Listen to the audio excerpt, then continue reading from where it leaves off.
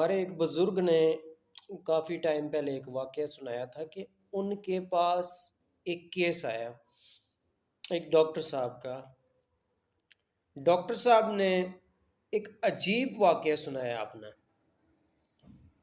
انہوں نے کہا کہ میں گھر میں سو رہا تھا کہ رات کو 1-2 بجے کے ٹائم بیل ہوئی۔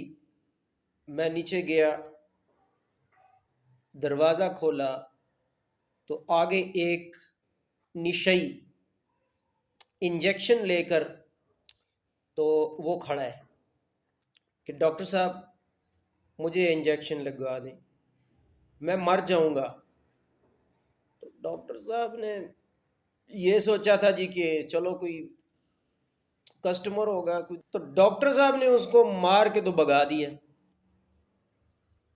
ڈاکٹر صاحب صبح اپنے بیوی بچوں کے ساتھ ناشتہ کر کے تو اپنے کلینک ہاسپٹل چلے گئے۔ ابھی یہ کہہ رہے ہیں کہ مجھے بار بار خیال آئے کہ یہ انجیکشن ہوتا کیا ہے، ذرا چیک تو کرو لگا کے۔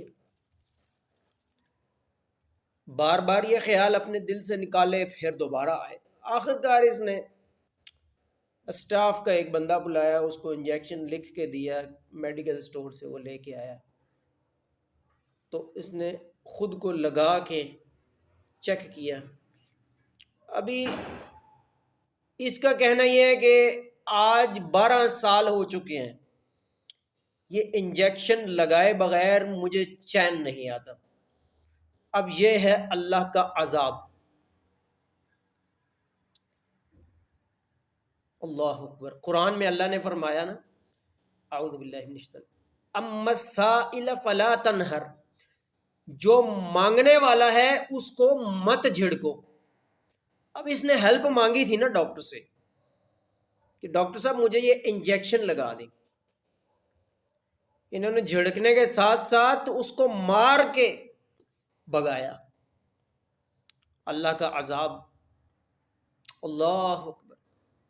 یہ روتا ہوا آیا کہ شیخ صاحب میری جان اس انجیکشن والے معاملے سے چھڑا دیں،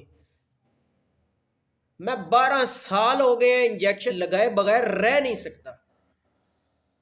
ایک حدیث بھی آتی ہے کہ بیمار کا مذاق مت اڑاؤ، بیماری لوٹتی ہے، یہ نہ ہو کہ اسی وقت وہ انسان ٹھیک ہو جائے اور وہ بیماری تمہیں لگ جائے۔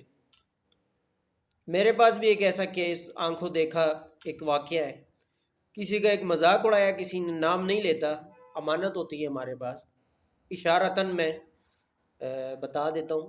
اس کی کاروبار بھی تباہ ہو گیا، اس کی بیماری بھی جو ہے نا اسی کو لگ گئی۔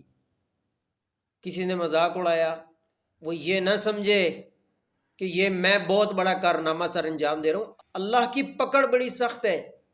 ان بطش ربک لشدید، بے شک آپ کے رب کی پکڑ بہت سخت ہے، تو اللہ سے ڈرنا چاہیے۔ ہم پھر یہ اپنے کارناموں کو، بد اعمالیوں کو لے جاتے ہیں جادو جنات پہ، ٹھیک ہے؟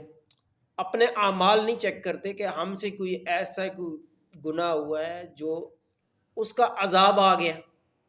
اللہ سے دعا ہے اللہ سب سے پہلے کہنے والے کو، پھر ہم سب سننے والوں کو اللہ کے جو بھی احکام ہیں ان کی بجا آوری اور منکرات سے بچنے کی توفیق عطا فرمائے۔ سبحانک اللہم و بحمدک نشہد ان لا الہ الا انت نستغفرک و نتوب۔